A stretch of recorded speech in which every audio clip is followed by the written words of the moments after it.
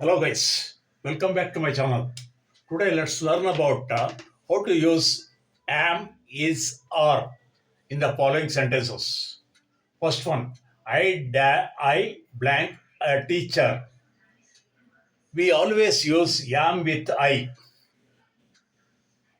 Am, I am a teacher. It can be written like this. I am a teacher or I am a teacher in a short form. Next one, you with you we always use in the present tense are. You are a student. Next one, today, for today we use for a is.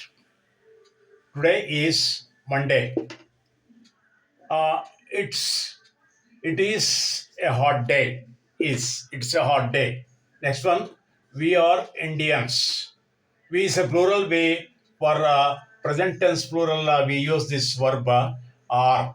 Next one, I with I always use am or am.